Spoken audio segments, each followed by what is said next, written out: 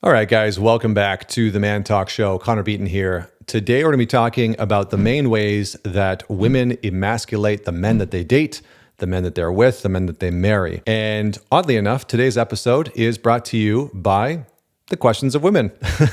I'm actually not doing this episode because guys have asked for it. I'm doing this episode because there have been a number of women over the last few months that have actually reached out and said, hey, my ex-boyfriend, my ex-husband, my current boyfriend, my current husband, they tell me that I do things to emasculate them. Can you tell me what I'm doing? Or can you tell me some of the ways in which men actually feel emasculated? And so kudos to you, ladies, for reaching out. I'm going to give a little bit of a list and sort of break them down. Before I get into that, I would love to hear your thoughts. What do you think, whether you're a woman or a man, what do you think that women do sometimes to emasculate their partner? I'll probably do a video in the future that will talk about what you as a man do to move women out of their feminine or to not defeminize them, because I don't think that that's actually a thing. I don't know if we have a word for emasculate, effeminate. I don't think that there is that thing, but to move women out of their feminine and more into their masculine. So I'll do a follow-up video on that. But if you're watching on YouTube, comment below. Don't forget to man it forward, share, and subscribe. All right, let's dive in. Number one, biggest thing that I see is withholding sex. And I'm going to explain this. I'm not saying that you should have sex even when you don't want to. I'm talking about when something's going on in the relationship, there's conflict, there's some disconnection. Maybe a man isn't, sort of showing up in the way that his partner wants, that you want as his girlfriend or his wife, and you start to withhold sex. So sex in a relationship is not a bargaining tool. It is not something that you should use almost ever to punish the other person. It is not something that you should use to change behavior. But the reality is that pretty much all women know how important sex is to men. And I hear some women saying things like, well, why do men care so much about sex? And there's usually a complaint without a real depth of understanding. Most women know sex is very important, but they don't really understand why it's so important. And my experience is that for most men, of course, there's sort of the drive and the desire, and there's just a sort of general hunger for it. But underneath the surface, sex is a very intimate piece. And so for a lot of guys, sex is a place with his partner, with his girlfriend, with his woman, with whoever, where he can express a part of himself that he normally doesn't get to express out in society, out in culture. And it's also, and this is a very important piece, a place where a lot of men feel the closest to the women that they're with. And it's a place where there's different expressions of love that can come forward. However, in some ways, because women know that sex is so important for men, they also know that if I take this away from you, if I withhold it, if I put conditions on it, then I have more control in the relationship. And that might be happening consciously or unconsciously. I think oftentimes I like to give the benefit of the doubt that's happening unconsciously. But this brings me to the quote by Oscar Wilde, which I absolutely love. He said, "Everything in life is about sex, except for sex. Sex is about power." And that's really what's happening when you are withholding sex in a relationship actively. You are taking control over some of the power in the relationship, over a large portion of power in the relationship. And you're saying, I'm going to take this seat of superiority because you're not doing what I want you to do, because you're not behaving how I want you to behave, because you're not showing up in the way that I want you to show up, you're not doing the work that I want you to do, you're not taking care of the things that I want you to take care of. And so I'm going to withhold this very meaningful thing. So that's number one. Number two is withholding fun, withholding joy, withholding happiness. And so what can happen oftentimes in a relationship, again, is when a man and a woman, when you're having some conflict or challenge or disconnection, you can begin as a woman to disconnect from the feminine qualities of fluidity of flow, of joy, of playfulness, of just being in the moment. And my wife does this all the time, pretty much every day, where she'll turn music on and she'll start dancing, or she'll just, break out in dancing and song. And it's like silly, but it's got this beautiful feminine quality to it that's so alluring and so attractive. And for a lot of women, what can happen is when conflict starts to arise, when disconnection starts to arise within the relationship, they can become much more rigid. They can become much harder. And this sort of playful, fluid part of them that so many men are attracted to, right? Like if you are a woman dating a masculine man, that man, almost unequivocally, he might not use the words that I'm about to use, but he will be saying something along these lines. I am so attracted and drawn to the playful, feminine parts of you. When you're in this like flowy, fluid, playful, soft, joyful state, I'm so attracted to you. It's just like this magnetic pull that all of a sudden makes me desire you, want to be around you, want to be close to you. But for a lot of women, they've learned either in past relationships or growing up or in their current relationship to try and protect themselves or to try and leverage withholding fun, withholding that joy and that fluidity and that feminine nature as a means of, again, behavioral changes, punishing, etc. And what happens is that that woman then will begin to check out of the relationship. If that goes on for long enough and she doesn't shift out of it, or the relationship doesn't acknowledge it, she'll start to slowly drift out, because no woman wants to stay in this hyper rigid, hyper sort of cemented, concretized version of themselves that's very hard and very combative and very attack oriented. So that's another way, and it's emasculating because on the other side of that, when we as men can tell that you are withholding fun, that you're withholding this beautiful, playful energy, this energy that we're very attracted to, it can feel like we can't do anything to get you out of there, or that we have to compromise something that you're asking us for in order to have you soften, in order to have you relax into that state. And so it can feel very emasculating for a lot of men, because it's like, well, now you're making me responsible for whether or not you decide to have fun. And that goes into the stupidest saying of all time, which is happy wife, happy life. We're not going to go there. The next one is being very controlling. So it's very emasculating. And this kind of goes in with another point that I have about mothering, which is a little bit different. I'm going to talk about that in a second, but being very controlling. So trying to overly dictate or control your man's behaviors, his actions, the things that he says, where he goes, who he hangs out with. This goes hand in hand with that withholding fun. Generally, what happens when a woman starts to become more and more rigid, and ladies, you've probably experienced this in a relationship, the level of controlling can go up and up and up and up and up. And my good colleague and friend Dewey Freeman says that where we control, we lack trust. Where we control, we lack trust. And so this can happen on a number of occasions, right? Maybe the trust has been broken. Maybe there's been a betrayal. Maybe there's been lies. Maybe there's just been, he's dropped the ball a number of times and you feel like you have to step in and control. And I get that. I'm not saying that there aren't times where it feels like you have to sort of take control. What I'm talking about is when that's not necessary, when that's not needed. And you're operating in a way, sometimes from your own anxieties, sometimes from your own fears, sometimes from your own unwillingness to be vulnerable or be playful or be connected and intimate. You start to try and control. And the control is a mechanism that not only emasculates your partner, right? It emasculates the man who, wants to be able to provide, wants to be able to lead in some ways in the relationship, wants to be able to feel close to you and connected to you. But it makes him feel small, right? Whenever we are in the controlling position, we feel very big. We feel very powerful. And whenever we're in the controlled position, we feel very small.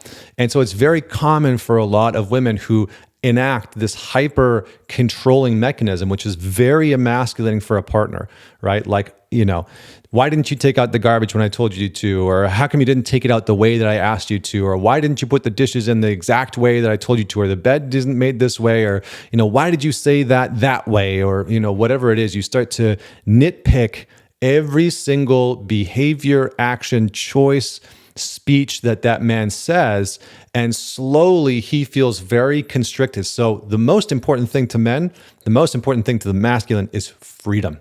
And so slowly, as you become more and more controlling, it's emasculating him because he feels like he has less and less and less and less freedom. And this is a recipe for disaster in a relationship. It builds up resentment on both sides. Neither of you are happy. So that's another way that emasculation can happen. I only have a couple more, and then I want to hear your thoughts in the comments below. Big one is trying to change you as a man, right? There's a saying that I think I said on a podcast recently that men try to fix problems and women try to fix the person. And so oftentimes what will happen in a relationship is a man will, try and he'll hear his wife or his girlfriend is upset. She's got some issue at work or with her parents, and he will be thinking about, how do I fix this problem for her? What do I do? Or she'll be saying, oh, I want to lose 10 pounds, or I don't like the way that I look in this dress. And so he'll think about, how do I help her solve this problem of losing 10 pounds or fitting into this dress, right? He'll fix it on the problem. But for women, what will happen, and this is just a generality, but I've found it to be true most of the time, women will focus in on the person. So a man might say, I don't like my job, or I want to lose 10 pounds, or whatever it is. And she'll start to try and change his behavior. She'll start to try and change him.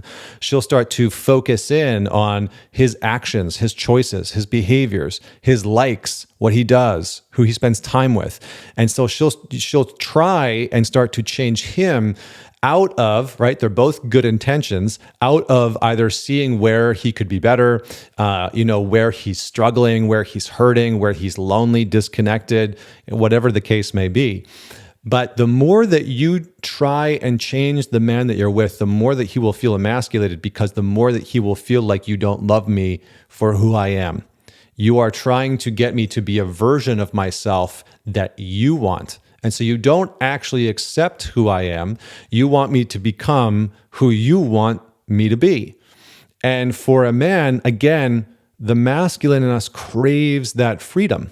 And so that doesn't feel like a free choice. That doesn't feel like a direction that he can move very freely. And for a lot of guys, what will start to happen is they'll start to check out, because they'll feel like, oh, you're just trying to change me into who you want me to be.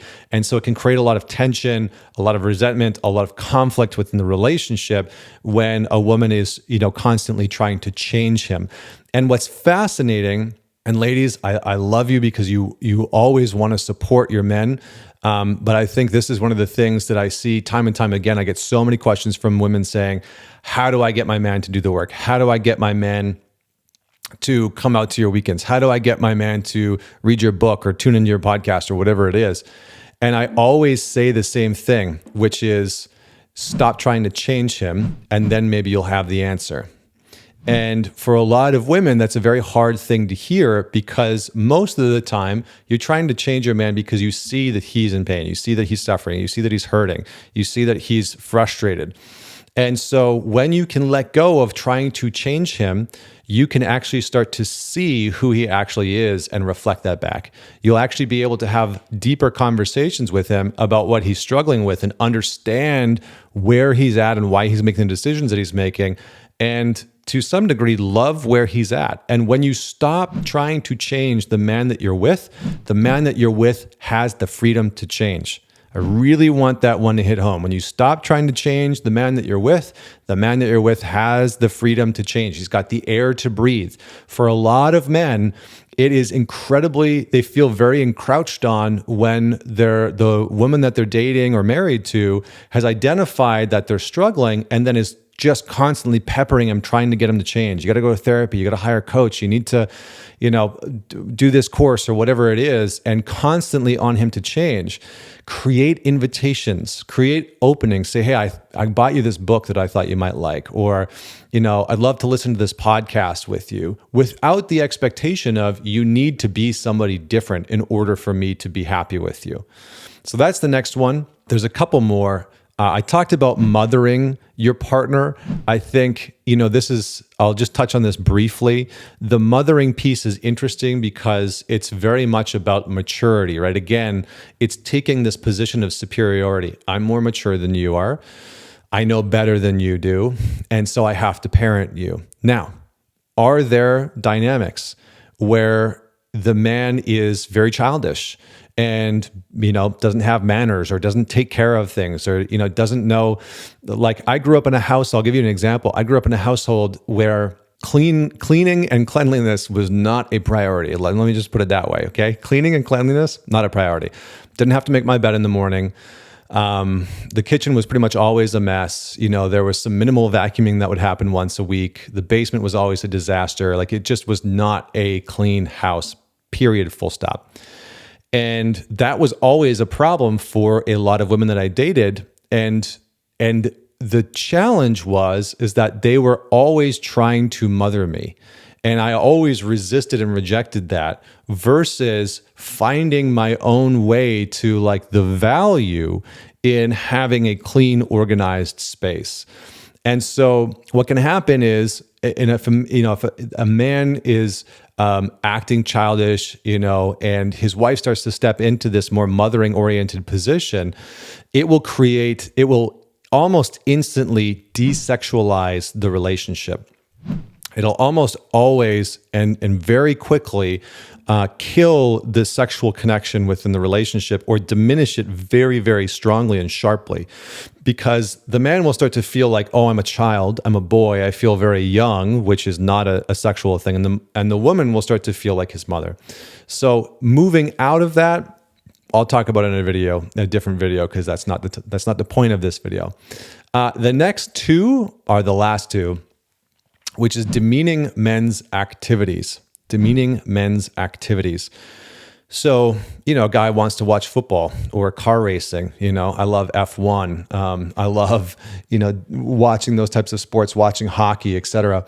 And for a lot of guys, they feel emasculated when their partner is making fun of it, right? When their partner is devaluing the things that he likes and enjoys and doesn't understand why they're important for him, right? Imagine that like you as a woman really had some core interest, right? You're like super into yoga and all he did was shit talk it, right? You would feel put down, you would feel let down, you would not feel understood. But this is the experience that a lot of guys have when they're like, I really love football, or I really love watching the NHL, or I love watching soccer, or whatever it is, right? Whatever the activity is that he likes doing. I like going to the firing range, or I love racing my car. And if you as a woman are constantly putting that down, he's going to feel very emasculated in the sense that you are not going, he will feel like you do not understand a huge part of what he's interested in. Now, this doesn't mean that you have to like it. This doesn't mean that you have to take some massive interest in it. It simply means that you stop shit talking the things that he likes to do. Now, lastly, these are sort of hand in hand. This last one's sort of a double whammy. It's withholding affection or approval and treating their emotions and their feelings and their vulnerabilities like they either don't exist or using them against them. So big piece on the one side is appreciation and affection. I like to say that appreciation is the currency of intimacy in any relationship. Appreciation is the currency of intimacy. So if you want intimacy to flow, to be free, to be connected, to be, really strong between you and your partner, you have to give praise, validation, and affection. A lot of men, again, with this very sort of feminine energy, this sort of fluid, flowy energy that a lot of guys are very attracted to, this shows up when you as a woman are like giving affection, wanting to be close. That can be very enticing and very activating for a lot of guys. Now, on the other side is a man's emotions and feelings. Maybe I should have put this one further up, but here we go. I have heard from a lot of men that when they open up and be vulnerable with the women that they're with, that information, their feelings, their emotions, what they're going through is used against them. Maybe not right there in that moment, but maybe the next day in a conflict or a week later or a month later. And so what can happen relationally is that man will feel emasculated in the sense that he will learn very quickly that it's not safe for him or trusting of him to open up to you, to actually be in a place of being a man who is struggling or having a hard time or wanting to talk to you about some of the issues that are going on in his life, whether it's with his mental health or his business or his career or family or whatever it is. And for a man, that is incredibly challenging because most men want some type of a place where they can land in their relationship and sometimes talk about the issues that they're going through. And to not be treated like they don't have feelings or that their emotions don't matter. The real catch, I remember speaking on a TV show, it was called the TD Jakes Show. This is years ago. It's probably like 2016. And, one of the things that he asked me was, how come more men don't open up? How come more men don't share? And I said, well, the reality is that for a lot of guys, they have opened up in a relationship and been burned because the women that they were with couldn't receive that man's emotion. They couldn't hear it. They couldn't hold space for it. They couldn't have a dialogue about it. They just got reactive. They got frustrated. They got defensive. They shut down. They disconnected. They lost interest. They lost connection to him. And so the reality is that a lot of women, I think, underestimate that they might not actually know how to receive or be around a man's emotions. And so we live in this very strange time where so many women are asking men to open up and be more vulnerable and share their emotions and share what's happening inside of them. And the reality is that for a lot of men, their experience has been that when they do that with their female partner shuts down or uses those things against them, as an attack later on, as a character flaw later on. And that is incredibly emasculating. To take the risk as a man to divulge some of that information, to open up, and then to have that used against you at a later date in some conflict or to create some power battle is incredibly emasculating, and it's also very damaging for the relationship. So those are the main pieces. I'm curious to hear your thoughts. Thank you for sticking it through. And like I said, I'll probably be doing a video on what we as men do to move women out of their feminine and to shame them for their feminine nature. So comment below, let me know what your thoughts are. Don't forget to man it forward and share this episode and subscribe wherever you are tuning in. Till next week, this is Connor Beaton signing off.